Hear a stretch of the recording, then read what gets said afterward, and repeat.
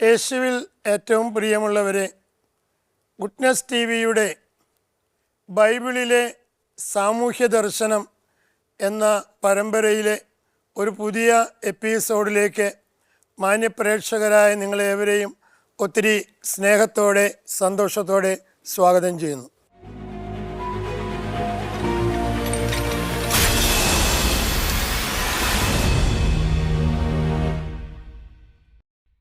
കഴിഞ്ഞ എപ്പിസോഡിൽ നമ്മൾ ചിന്തിച്ചുകൊണ്ടിരുന്നത് ദൈവം മനുഷ്യൻ്റെ കാര്യങ്ങളിൽ ഇടപെടുന്നു.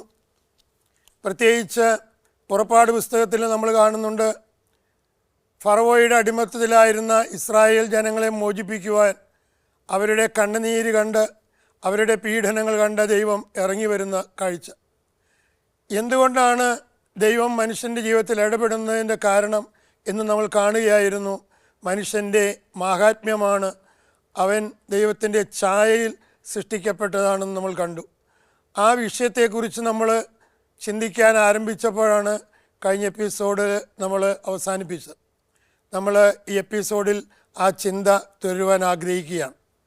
ഇന്ന് ഈ കാര്യങ്ങൾ നമ്മളുമായിട്ട് പങ്കുവയ്ക്കുവാൻ നമ്മളോടുകൂടെയുള്ള സ്നേഹബഹുമാനപ്പെട്ട ഫിലിപ്പ് തയ്യലച്ചനെ നിങ്ങളുടെ ഏവരുടെയും പേരിൽ ഒത്തിരി സ്നേഹത്തോടെ സ്വാഗതം ചെയ്യുന്നു.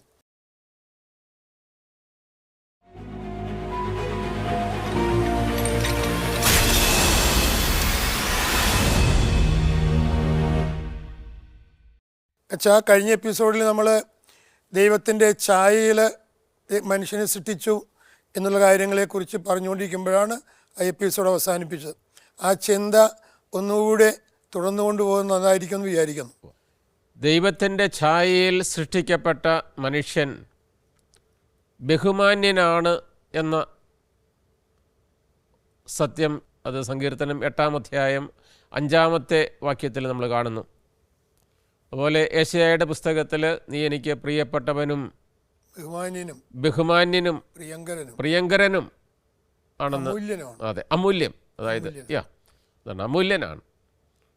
മൂല്യം നമുക്ക് ഇതാണ് മനുഷ്യൻ്റെ മൂല്യമെന്ന് നമുക്ക് തിട്ടപ്പെടുത്താനായിട്ട് സാധിക്കില്ല. അമൂല്യനാണ് ഉള്ളൊരു കാര്യമാണ്. അപ്പം മനുഷ്യർ തമ്മിൽ പല കാര്യങ്ങളിലുമൊക്കെ നമ്മൾ വേർതിരിവുണ്ട്.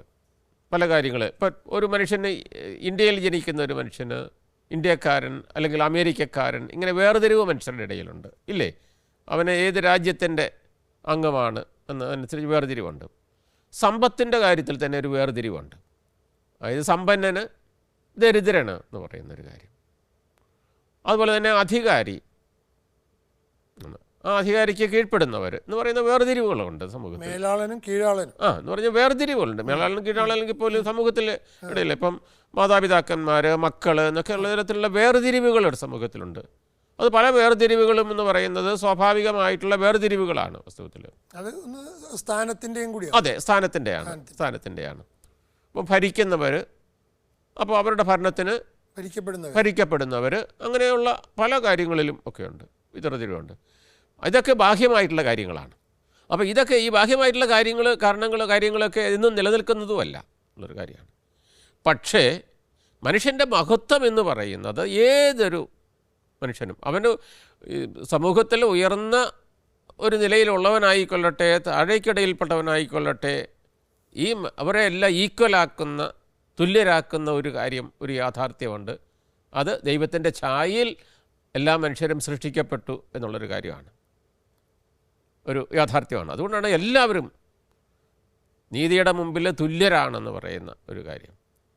അപ്പോൾ ഇങ്ങനെ ദൈവത്തിന് ബഹുമാന്യരും പ്രിയങ്കരരും അമൂല്യരുമായിട്ടുള്ള വ്യക്തികൾ ഏതെങ്കിലും ഒരു അടിമത്തത്തിലായിരിക്കുന്നത് ദൈവം ആഗ്രഹിക്കുന്നില്ല. അപ്പം അതുകൊണ്ടാണ് ഇങ്ങനെ ഏതെങ്കിലും കാര്യത്തിൽ അടിമത്തത്തിൽ, പ്രയാസത്തിൽ, ദുഃഖത്തിലൊക്കെ കഴിയുമ്പോഴാരോ വിമോചിപ്പിക്കാനായിട്ട് ദൈവം ഇറങ്ങി വരുന്നതും അവർക്ക് വേണ്ടി വാദിക്കുന്നതും. പഴയ നിയമത്തിൽ അങ്ങനെയാണ്, ദൈവം വാദിക്കുന്നതായിട്ട് നമ്മൾ കാണുന്നുണ്ട്. അവർക്ക് വേണ്ടിയിട്ട് പോരാടുകയും ചെയ്യുന്ന ഒരു യോദ്ധാവായിട്ട് തന്നെയാണ് പഴയ നിയമത്തിലൊക്കെ നമ്മൾ കാണുന്നത്. ദൈവം അവർക്ക് വേണ്ടിയിട്ട് പോരാടുകയാണ്. അച്ഛനിത് പറയുമ്പോഴേ ഒരു പുതിയ നിയമത്തിലെ അപ്പസ്തോലിൻ്റെ പൗലോസ് അപ്പസ്തോലിൻ്റെ ലേഖനത്തിലൊരു വചനം കൂട്ടിച്ചേർക്കാൻ ആഗ്രഹിക്കുകയാണ്. ഈ അടിമകളാകുന്നവരും 1 കൊരിന്തോസ് 7:23 പൗലോസ് അപ്പസ്തോലൻ പറയുന്നുണ്ട്, നിങ്ങൾ വിലയ്ക്ക് വാങ്ങപ്പെട്ടവരാണ്, നിങ്ങൾ ഒരു നാളും മനുഷ്യൻ്റെ അടിമകളാകരുത്. ഇന്ന് പലരും അങ്ങനെയുള്ള അടിമത്തത്തിലാണ്. അപ്പം അങ്ങനെ പല പല വ്യക്തികളുടെ അടിമത്തത്തിലായിരിക്കാം, ആശയങ്ങളുടെ അടിമത്തത്തിലായിരിക്കാം, തെറ്റായ ആശയങ്ങളുടെ അടിമത്തത്തിലായിരിക്കാം, അതുപോലെ തിന്മയുടെ അടിമത്തത്തിലായിരിക്കാം. അപ്പം ഇങ്ങനെയുള്ള ഒരു അടിമത്തത്തിലും ദൈവത്തിൻ്റെ ഛായയിൽ സൃഷ്ടിക്കപ്പെട്ടവർ, മഹത്വമുള്ളവർ, സൃഷ്ടിയുടെ മകുടമായിട്ടുള്ളവർ കിടക്കരുതെന്നുള്ളത്, വിധേയരാകരുതെന്നുള്ളത് ദൈവത്തിൻ്റെ ആഗ്രഹമാണ്. അതൊരു തീരുമാനം കൂടിയാണ്. ആഗ്രഹം മാത്രമല്ല, തീരുമാനവും അതിനു വേണ്ടിയിട്ടുള്ള വാദവും അതിനു വേണ്ടിയിട്ട് പോരാടുകയും ചെയ്യുകയാണ്. അപ്പോൾ ഇതാണ് വാസ്തവത്തിൽ പഴയ നിയമത്തിലും പുതിയ നിയമത്തിലും മനുഷ്യരുടെ പ്രയാസങ്ങളിൽ ഇടപെടാനായിട്ടും വിമോചിപ്പിക്കാനായിട്ടും ദൈവത്തെ പ്രേരിപ്പിക്കുന്നത് ആണ്.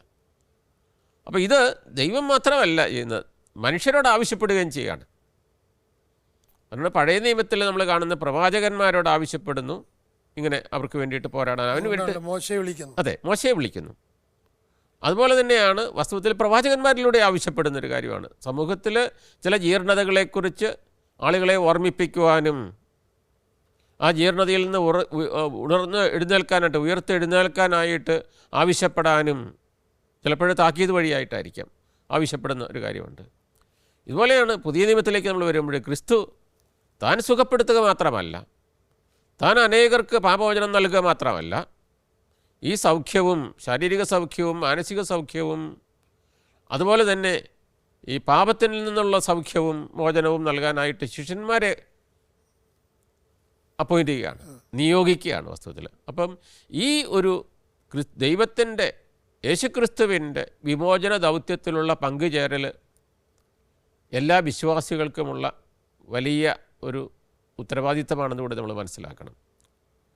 അപ്പോൾ അങ്ങനെ നോക്കുമ്പോൾ പഴയ നിയമത്തിൽ നമ്മൾ ഓർക്കണം, അപ്പം എല്ലാവർക്കും വേണ്ടിയിട്ടുള്ള, അതായത് മനുഷ്യരായിട്ടുള്ള എല്ലാ വ്യക്തികൾക്കും, മനുഷ്യ കുലത്തിൽ ആയിരിക്കുന്ന എല്ലാവർക്കും വേണ്ടിയിട്ടുള്ള, എല്ലാവരോടുമുള്ള സ്നേഹവും കരുതലും കരുണയും ദൈവം വെളിപ്പെടുത്തുന്നു. ഈ സ്നേഹവും കരുണയും കരുതലും എല്ലാ വിശ്വാസികളും സഹജീവികളോട് പുലർത്തണമെന്ന്, പ്രകടിപ്പിക്കണമെന്ന് കർത്താവ് ആവശ്യപ്പെടുകയും ചെയ്യുന്നുണ്ട്. എന്നുവെച്ചാൽ സഭയുടെ ദൗത്യം ഇത് തന്നെയാണ്. തീർച്ചയായിട്ടും പഴയ നിയമത്തിൽ ഇസ്രായേൽ ജനത്തോട് ആവശ്യപ്പെട്ടിരിക്കുന്നത് പോലെ പുതിയ നിയമത്തിൽ വിശ്വാസികളുടെ സമൂഹമായിട്ടുള്ള സഭയോട് ആവശ്യപ്പെടുന്നൊരു കാര്യമാണ്. അപ്പം നമുക്ക് അതേക്കുറിച്ച് പിന്നീട് തീർച്ചയായിട്ടും അത് ചർച്ച ചെയ്യേണ്ട ഒരു കാര്യമാണ്. അതായത് സാമൂഹ്യ വിഷയങ്ങളിൽ ഇടപെടേണ്ട സഭയുടെ വലിയ ഒരു ഉത്തരവാദിത്തം ഉണ്ട് എന്നുള്ളതാണ്.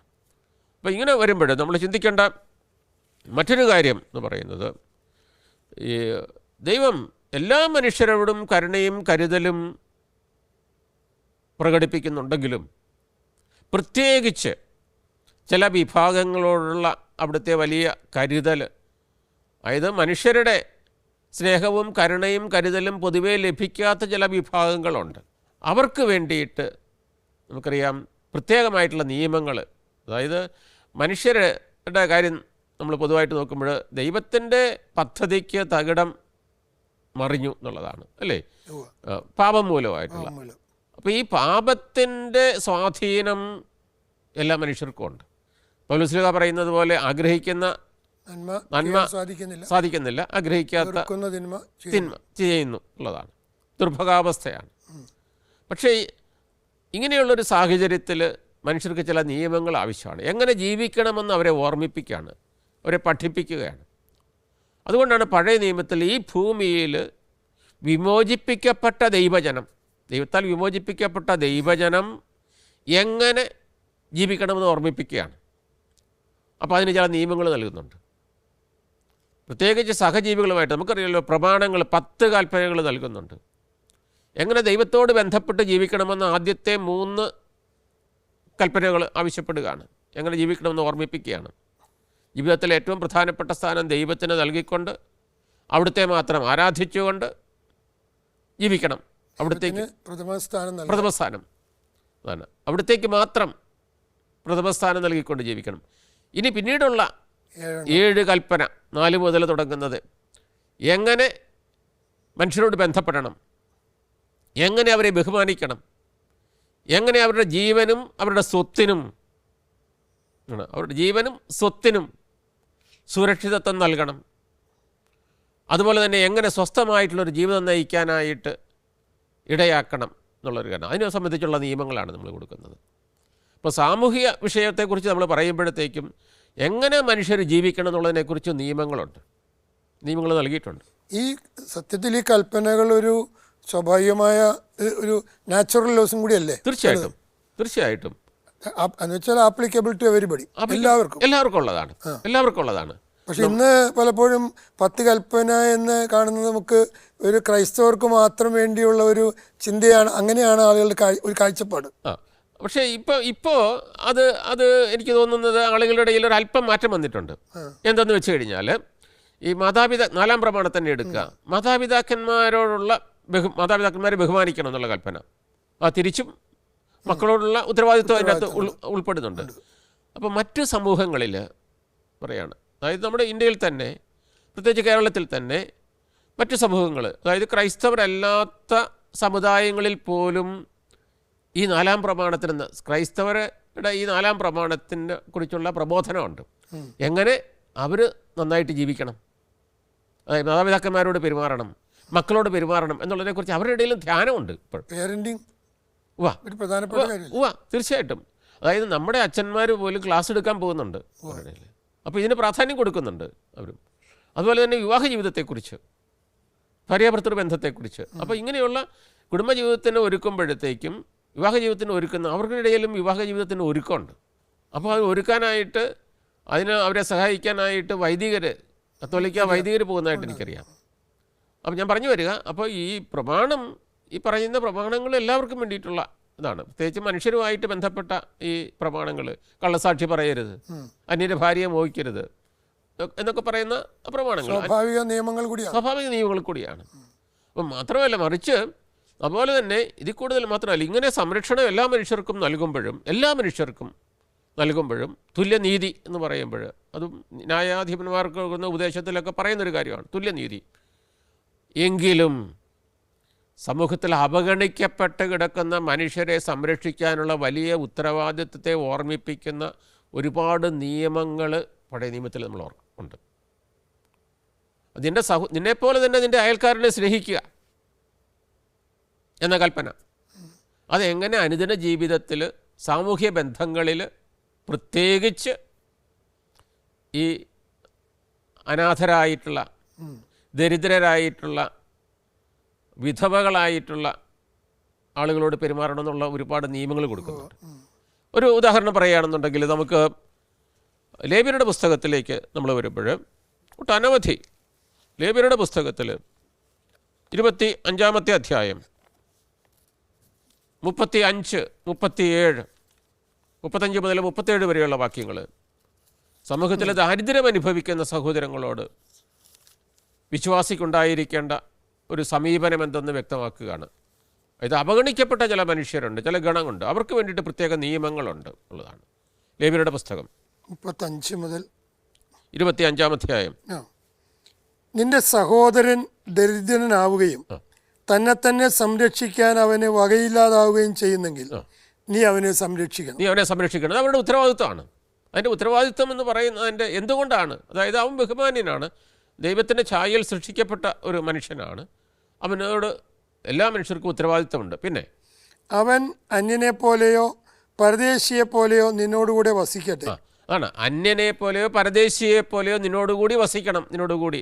അപ്പോൾ അത് ഇസ്രായേൽക്കാരോടുള്ള മാത്രം, ഇസ്രായേൽക്കാരുടെ ഇടയിലുള്ള ദരിദ്രരോടുള്ള സമീപനം മാത്രമല്ല, പരദേശികൾക്കും ഇതാണ്. പരദേശികളെ അതുപോലെ അവരോട് കരുണ കാണിക്കണം. അവനിൽ നിന്ന് പലിശയോ ആദായമോ വാങ്ങരുത്. ദൈവത്തെ ഭയപ്പെടുക. നിന്റെ സഹോദരൻ നിന്റെ കൂടെ വസിക്കട്ടെ. നീ അവന് പണം പലിശയ്ക്ക് കൊടുക്കരുത്. നിന്റെ ആഹാരം അവന് ലാഭത്തിന് വിൽക്കുകയും അരുത്. നിങ്ങളുടെ ദൈവമായിരിക്കാനും കാനാൻ ദേശം നിങ്ങൾക്ക് നൽകാനും ഈജിപ്തിൽ നിന്ന് നിങ്ങളെ കൊണ്ടുവന്ന നിങ്ങളുടെ ദൈവമായ കർത്താവാണ് ഞാൻ. അതാണ്. അപ്പം ഇതൊരു കൽപ്പനയായിട്ട് കൊടുക്കുകയാണ്. അതായത് നിങ്ങളെ ഈജിപ്തിൽ നിന്ന്, അടിമത്തത്തിൽ നിന്നും നിങ്ങളെ കാനാൻ ദേശത്തേക്ക്, തേനും പാലും ഒഴുകുന്ന കാനാൻ ദേശത്തേക്ക് കൊണ്ടുവന്ന കർത്താവാണ് ഞാൻ. അത് നിങ്ങൾ ഓർക്കണം. അപ്പോൾ വിമോചിപ്പിക്കപ്പെട്ടവൻ്റെ ഉത്തരവാദിത്വമാണ് ഏതെങ്കിലും ഒരു ദരിദ്രാവസ്ഥയിൽ, ഏതെങ്കിലും ഒരുവൻ ദരിദ്രാവസ്ഥയിൽ കഴിയുന്നുണ്ടെങ്കിൽ അവനെ സംരക്ഷിക്കേണ്ട ഉത്തരവാദിത്തമാണ്. പഴയ നിയമത്തിൽ കൂടെ പറയുന്നൊരു കാര്യമുണ്ട്, അവരെ ഇസ്രായേൽ ജനത്തെ ഓർമ്മിപ്പിക്കുന്നൊരു കാര്യമുണ്ട്. നിങ്ങളും അടിമകളായിരുന്നു, നിങ്ങളോട് ഞാൻ കരുണ കാണിച്ചു. ഈ കരുണയാണ് മറ്റുള്ളവരോട് കാണിക്കേണ്ടത്. അപ്പോൾ ഇതൊരു ദരിദ്രരെ സംരക്ഷിക്കുക, അനാഥരെ സംരക്ഷിക്കുക, ആലംബഹീനരെ സംരക്ഷിക്കുക എന്നുള്ളത് ഇത് വിശ്വാസിയുടെ ഒരു വലിയ ഉത്തരവാദിത്തമാണ്. എന്നുവെച്ചാൽ ഒരു കാര്യമായൊരു സംശയം, അതായത് നമ്മൾ ഉദ്ദേശിക്കുന്നത് ആരാണ് ഈ ദരിദ്രർ? ആ വാക്ക് പലപ്പോഴും പലർക്കും എനിക്ക് തോന്നുന്നു യഥാർത്ഥ പൊരുൾ എന്താണെന്ന്, ദരിദ്രർ എന്ന് വെച്ചാൽ എന്താണ്, ദാരിദ്ര്യം എന്താണ്, ആരാണ് ദരിദ്രർ, അതൊന്നും വിശകലനം ചെയ്ത് നന്നായിരിക്കും. പഴയ നിയമത്തിൽ ഈ ദരിദ്രർ എന്ന് പറയുന്ന പല വിഭാഗത്തിൽപ്പെട്ട ആളുകളും ഉൾപ്പെടുന്ന ഇതൊരു പൊതുവായിട്ടുള്ള ഒരു പദമാണ്. ദരിദ്രർ എന്നുള്ള പദം എന്നുള്ള പൊതുവായിട്ടുള്ളൊരു പദമാണ്. അപ്പം ദരിദ്രർ എന്ന് പറയുമ്പോൾ അനാബിം യാവേ എന്ന് ഹീബ്രുവിൽ പറയും. അനാബിം യാവേ യഹോവയുടെ യഹോവയുടെ ദരിദ്രർ, അനാബിം യാവേ ദരിദ്രർ എന്ന് പറയുമ്പോൾ ദൈവം തുണയായിട്ടുള്ളവർ ആണ്, ദൈവത്തിൽ ആശ്രയിക്കുന്നവരാണ് ഈ പറയുന്ന ദരിദ്രർ. അപ്പോൾ ആ നിലയിൽ നോക്കുകയാണെന്നുണ്ടെങ്കിൽ ആ വിഭാഗത്തിൽപ്പെട്ട ഒരുപാട് മനുഷ്യരുണ്ട്, ദൈവം തുണയായിരിക്കുന്നവർ. വേറെ ആശ്രയമില്ലാത്ത ഇല്ല, എല്ലാവർക്കും ദൈവമാണ് അവസാനം ഇതാണുള്ളത്. പ്രത്യേകിച്ച് ദൈവത്തിൽ ആശ്രയിക്കുന്ന ആൾക്കാരെന്ന് പറയുന്ന പല വിഭാഗങ്ങളുണ്ട്. അതായത് മനുഷ്യർ ആശ്രയിക്കാനായിട്ട് ഇല്ല. നമ്മളെല്ലാ മനുഷ്യരും അവസാനം ദൈവത്തിൽ ആശ്രയിക്കുന്നവരാണ്. ദൈവത്തിൻ്റെ സംരക്ഷണമില്ലാതെ നമുക്ക് ജീവിക്കാൻ പറ്റത്തില്ലെങ്കിൽ പോലും മനുഷ്യൻ്റെ സംരക്ഷണം കിട്ടാത്ത മറ്റൊരു ഒരു സംരക്ഷണമോ തനിയെ തന്നെ അഭയവും ഇല്ലാത്ത വ്യക്തികളാണ്. അപ്പോൾ അങ്ങനെ വരുമ്പോഴത്തേക്ക് സാമ്പത്തിക ദാരിദ്ര്യത്തിൽ അനുഭവിക്കുന്ന മനുഷ്യർ ഇതിൻ്റെ അകത്ത് പെടുന്ന ആളുകളാണ്. സാമ്പത്തിക ഞെരുക്കം ഇതിലാണ്. അതുകൊണ്ടാണ് പഴയ നിയമത്തിൽ ഈ അനുദിന ജീവിക്കാൻ വേണ്ടിയിട്ട് ഓരോ ദിവസവും കൂലിക്ക് വേണ്ടിയിട്ട് ജോലി ചെയ്യുന്ന ആളുകളുണ്ടല്ലോ. ഓരോ ദിവസത്തെയും ജോലി ചെയ്ത് കഴിഞ്ഞിട്ട് കിട്ടുന്ന വേതനം കൊണ്ട് മാത്രമേ അവർക്ക് ജീവിക്കാൻ പറ്റത്തുള്ളൂ. നിത്യവൃത്തി കഷ്ടിച്ച് കൊണ്ടുപോകുന്ന സാധിക്കുന്നത് അവർ ദരിദ്രരുടെ ഗണത്തിൽപ്പെടുന്ന, സാമ്പത്തിക ദാരിദ്ര്യത്തിൽപ്പെടുന്ന ആൾക്കാരാണ്. അന്നേ അപ്പത്തിന് വേണ്ടിയിട്ട് അധ്വാനിക്കുന്നവർ. അപ്പോൾ അവർക്ക് ഒരു ദിവസം ജോലി ഇല്ലെന്നുണ്ടെങ്കിൽ ആ വീട് പട്ടിണിയാണ്. അവർ ദരിദ്രരുടെ. പിന്നെ ഭിക്ഷ യാചിച്ച് കഴിയുന്ന, ജോലി ചെയ്യാൻ പറ്റാത്ത ആളുകളുണ്ട്, ഭിക്ഷ യാചിച്ച് കഴിയുന്ന ആളുകളുണ്ട്, ഡിസേബിൾഡ് ആയിട്ടുള്ളവർ കാണും ചിലപ്പോൾ. അവരും ദരിദ്രരുടെ ഗണത്തിൽപ്പെടുന്ന ആൾക്കാരാണ് ദരിദ്രർ. അതുപോലെ തന്നെ അനാഥരായിട്ടുള്ള ആളുകളുണ്ട്. വേറെ ആർക്കും അവരെ സംരക്ഷിക്കാനായിട്ട് വേറെ ആളുകളില്ല, അനാഥരായിട്ടുള്ള ആളുകളുണ്ട്. വിധവകളും ദരിദ്രരുടെ ഗണത്തിൽപ്പെടുന്ന ആൾക്കാരാണ്. അപ്പോൾ ദരിദ്രൻ എന്ന് പറയുമ്പോഴത്തേക്ക് സാമ്പത്തിക ദാരിദ്ര്യമുണ്ട്, സമൂഹത്തിലെ ഏറ്റവും താഴേക്കിടയിൽപ്പെട്ട ആൾക്കാരുണ്ട്, അവഗണിക്കപ്പെട്ട ചില വിഭാഗങ്ങളുണ്ടെന്നുള്ളതാണ്. ഇപ്പോഴും ഇസ്രായേൽക്കാരുടെ ഇടയിൽ ആട്ടിടയർ, അവർക്ക് ഉപജീവനത്തിനുള്ള വകയുണ്ടെങ്കിൽ പോലും സാമൂഹ്യമായിട്ട് ദാരിദ്ര്യം അനുഭവിക്കുന്ന ആളുകളാണ്. അവരെ ആളുകൾ, മറ്റ് വിശ്വാസികൾ എന്ന് പറയുന്ന സാധാരണക്കാരായിട്ടുള്ള യഹൂദർ അവരെ പരിഗണിച്ചിരുന്നില്ല എന്നുള്ളതാണ്. സമൂഹത്തിൽ താഴേക്കിടയിൽപ്പെട്ട ആൾക്കാരാണ്. ഉദാഹരണമായിട്ട് അവർ ഒരു കോടതിയിൽ സാക്ഷ്യം പറയാനായിട്ട് അവരെ അനുവദിച്ചിരുന്നില്ല എന്നുള്ളതാണ്. കാരണം അവർ നുണ പറയുന്നവരാണ്, പാപികളായിട്ടുള്ള ആൾക്കാരെന്നുള്ളതാണ്. അവരെ മാറ്റി നിർത്തുകയാണ്. അതുപോലെ തന്നെ കുഷ്ഠരോഗികളായിട്ടുള്ള ആളുകൾ ആദ്യം വെച്ച് നോക്കുമ്പോഴത്തേക്കും അവർക്ക് മനുഷ്യരാരും തുണയില്ല. അവർ സാമൂഹ്യമായിട്ട് മാറ്റി നിർത്തപ്പെട്ടവരാണ്, അരികിലാക്കപ്പെട്ട ആളുകളാണ്. അപ്പം ദരിദ്രനെന്ന് പറയുമ്പോൾ ഇങ്ങനെ ജീവിതത്തിൽ മനുഷ്യരാരും തുണയില്ലാത്ത ആളുകളാണ്. പ്രത്യേകിച്ച് സാമ്പത്തികമായിട്ട് പ്രയാസത്തിലൂടെ ദുഃഖത്തിലൂടെ കടന്നു പോകുന്ന ആളുകളാണ്. അപ്പോൾ അവർക്കും പ്രത്യേകമായിട്ടുള്ള സംരക്ഷണം നൽകണം. അവരുടെ ഈ മനുഷ്യരെന്നുള്ള നിലയിലുള്ള മഹത്വത്തിന് കളങ്കം വരത്തക്ക വിധത്തിൽ അവരും മനുഷ്യോചിതമായിട്ട് ജീവിക്കാനുള്ള സാഹചര്യം അവർക്കും കൊടുക്കണം എന്നാണ് പറയുന്നത്. ലേവ്യരുടെ പുസ്തകത്തിൽ നമ്മൾ കാണുന്ന ഒരു കാര്യമാണ്. അതുപോലെ തന്നെ ആ പുസ്തകത്തിൽ തന്നെ ലേവ്യരുടെ പുസ്തകം 19-ാം അധ്യായത്തിൽ, അതായത് കൊയ്ത്തുകാലത്ത്, ഇത് ഭൂവുടമകളോട് കൊടുക്കുന്നൊരു ഉപദേശം പോലെയാണത്, ഒരു നിയമം പോലെയാണത്.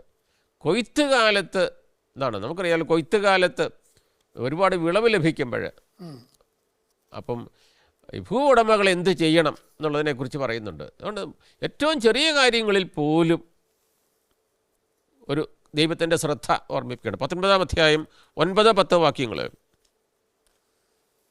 നിങ്ങൾ ധാന്യം കൊയ്യുമ്പോൾ വയലിന്റെ അതിർത്തി തീർത്ത് കൊയ്തെടുക്കരുത്. വയലിൻ്റെ ധാന്യം കൊയ്യുമ്പോൾ വയലിൻ്റെ അതിർത്തി തീർത്ത് കൊയ്യരുത്. കൊയ്ത്തിന് ശേഷം കാല പെറുക്കുകയും വരുത്. അങ്ങനെ ചിലതുണ്ട്, കൊയ്ത്തിന് ശേഷം കാല പെറുക്കുന്നവരുണ്ട്. അതായത് അതുപോലെ തന്നെ നമുക്കറിയാമല്ലോ, ചിലർ ഈ പഴം പറിക്കാനായിട്ട് കയറും.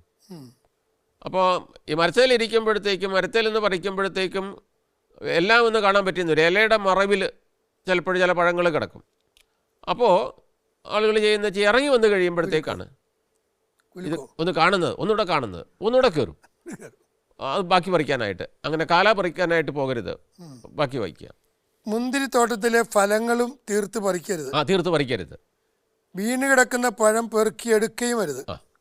പാവങ്ങൾക്കും പരദേശികൾക്കുമായി അത് നീക്കി വെക്കുക.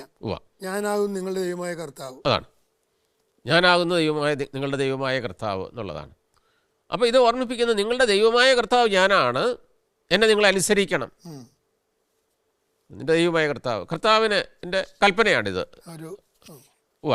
ഇനി ഇത് തന്നെയാണ് 23-ാം അധ്യായത്തിൽ ഇതേ ആശയം തന്നെയാണ് ദരിദ്രരോട് കാണിക്കേണ്ട. 23-ാം അധ്യായത്തിൽ 22-ാമത്തെ വാക്യത്തിൽ നമ്മൾ കാണുന്ന അതേ ആശയമാണ്. ദരിദ്രർക്ക് കൊടുക്കേണ്ട സംരക്ഷണമാണ് ഓർമ്മിപ്പിക്കുന്നത്. 23-22. നിങ്ങൾ വയലിൽ കൊയ്യുമ്പോൾ അരികു തീർത്ത് കൊയ്യരുത്. വിളവെടുപ്പിന് ശേഷം കാല പെറുക്കരുത്. അത് പാവങ്ങൾക്കും പരദേശികൾക്കുമായി വിട്ടുകൊടുക്കണം. ഞാനാണ് നിങ്ങളുടെ ദൈവമായ കർത്താവ്. എല്ലായ്പ്പോഴും ഞാനാണ് നിങ്ങളുടെ ദൈവമായ കർത്താവ്. ഇതൊരു ഗ്രേവ് ഒബ്ലിഗേഷനാണ്. ഇത് വലിയൊരു ഉത്തരവാദിത്വം, വിശ്വാസിയുടെ വലിയൊരു ഉത്തരവാദിത്വത്തെ ഓർമ്മിപ്പിക്കുകയാണ്. ദരിദ്രരെ സംരക്ഷിക്കാനുള്ള വലിയൊരു ഉത്തരവാദിത്വം, ഒരു സാമൂഹ്യമായിട്ടുള്ള ഒരു വലിയ കാഴ്ചപ്പാടാണ്. അതുപോലെ പുറപ്പാടിൻ്റെ പുസ്തകം 23 അധ്യായം 10-11 വാക്യങ്ങളിൽ നമ്മൾ ഓർക്കണം. അത് സാബത്ത് വർഷം വിതയ്ക്കാതെ കിടക്കുന്ന വയലിനെ കുറിച്ചാണ് പറയുന്നത്. സാബത്ത് വർഷം മനുഷ്യർ വിതയ്ക്കരുത്, ജോലി ചെയ്യരുത്. അപ്പം വിതയ്ക്കാതെ കിടക്കുന്ന വയലും ചിലപ്പോഴും ചില ധാന്യങ്ങളും ചില ഫലങ്ങളും ഒക്കെ ഉൽപ്പാദിപ്പിക്കും. അതെന്ത് ചെയ്യണം എന്നുള്ളതാണ് 23-ാം അധ്യായം പുറപ്പാടിൻ്റെ പുസ്തകം. നീ നിന്റെ വയലിൽ 6 വർഷം വിതച്ച് വിളവെടുത്തുകൊള്ളുക. 7-ാം വർഷം അത് വിതയ്ക്കാതെ വെറുതെ കിടക്കട്ടെ. നിന്റെ ജനത്തിലെ ദരിദ്രർ അതിൽ നിന്ന് ഭക്ഷ്യം ശേഖരിക്കട്ടെ. പിന്നെയും അവശേഷിക്കുന്നത് വന്യമൃഗങ്ങൾ തിന്നുകൊള്ളട്ടെ. മുന്തിരിത്തോട്ടവും ഒലിവ് തോട്ടവും സംബന്ധിച്ചും ഇപ്രകാരം തന്നെ ചെയ്യണം. ആണ്. അപ്പോൾ ഓർക്കണം, ഇവിടെ വന്യമൃഗങ്ങൾ ഭക്ഷിച്ചോട്ടെ എന്നാണ് പറയുന്നതെന്നുള്ളതാണ്. അതായത് ഇസ്രായേൽക്കാർക്ക്, പരദേശികൾക്ക് ആണ്, ദരിദ്രരായിട്ടുള്ള ആളുകൾക്ക്, അതുപോലെ തന്നെ വന്യജീവികളും ആണ്. ഈ പ്രപഞ്ചത്തോടുള്ളൊരു ഒരു കാഴ്ചപ്പാടുണ്ട്, പ്രപഞ്ചത്തോടുള്ള അതാണ്. അതും ഒരു സാമൂഹികമായിട്ടുള്ളൊരു ഉത്തരവാദിത്തമാണ്. വസ്തുത്തിൽ മനുഷ്യൻ്റെ ഒരു ഉത്തരവാദിത്തമാണ്. ഈ പ്രപഞ്ചത്തോട് പോലും, ദൈവം സൃഷ്ടിച്ച ഈ പ്രപഞ്ചത്തോടുള്ള മനുഷ്യൻ്റെ ഉത്തരവാദിത്തം. ആ ഉത്തരവാദിത്തത്തെക്കുറിച്ച് സങ്കീർത്തനം 8 വളരെ മനോഹരമായിട്ട് വിവരിക്കുന്നുണ്ട്, ആവശ്യപ്പെടുന്നുണ്ടെന്നുള്ളതാണ്. അപ്പം ഇങ്ങനെ ഇനി വളരെ പ്രധാനപ്പെട്ട മറ്റൊരു ഉപദേശം എന്ന് പറയുന്നത് പുറപ്പാടിൻ്റെ പുസ്തകം 22-ാം അധ്യായമാണ്. 26, 27 വാക്യങ്ങളാണ്. പുറപ്പാടിൻ്റെ പുസ്തകം 22, 26, 27. ദൈവത്തിന് എത്രമാത്രം കരുണയും കരുതലും സ്നേഹവും മനുഷ്യരോടുണ്ട്, പ്രത്യേകിച്ച് ദരിദ്രരോടുണ്ട് എന്ന് ഓർമ്മിപ്പിക്കുന്ന ഒരു ഇതാണ്. അയൽക്കാരൻ്റെ മേലങ്കി പണയം വാങ്ങിയാൽ സൂര്യാസ്തമയത്തിന് മുമ്പ് അത് തിരികെ കൊടുക്കണം. അയൽക്കാരൻ്റെ മേലങ്കി പണയം വെക്കണമെന്നുണ്ടെങ്കിൽ അവന് അത്രമാത്രം വേറൊന്നും പണയം വെക്കാൻ അവനില്ല. ഗതികെട്ടപ്പോഴാണ് അവൻ്റെ മേലങ്കി പണയം വെക്കുകയാണെന്നുണ്ടെങ്കിൽ സൂര്യാസ്തമയത്തിന് മുമ്പ് അത് തിരികെ കൊടുക്കണം. അതായത് പണം തിരിച്ചു കിട്ടിയാലും ഇല്ലെങ്കിലും കൊടുക്കണം. കാരണം പറയുന്നുണ്ട്, എന്തെന്നാൽ അത് മാത്രമാണ് അവനുള്ള പുതപ്പ്. തൻ്റെ ശരീരത്തിൽ അണിയുന്ന ആ ഉടുപ്പല്ലാതെ അവൻ ഉറങ്ങുമ്പോൾ പുതയ്ക്കാൻ മറ്റെന്തുണ്ട്? അവൻ എന്നെ വിളിച്ചു കരഞ്ഞാൽ ഞാനത് കേൾക്കും. അവൻ എന്നെ വിളിച്ചു കരഞ്ഞാൽ ഞാനത് കേൾക്കും. അതാണ്, ഞാൻ കരുണയുള്ളവനാണ് എന്നുള്ളതാണ്. അതാണ്. അപ്പം ദൈവത്തിൻ്റെ കരുതൽ, പ്രത്യേകിച്ച് ദരിദ്രരായിട്ടുള്ളവരോടുള്ള കരുതൽ ഓർമ്മിപ്പിക്കുകയാണ്.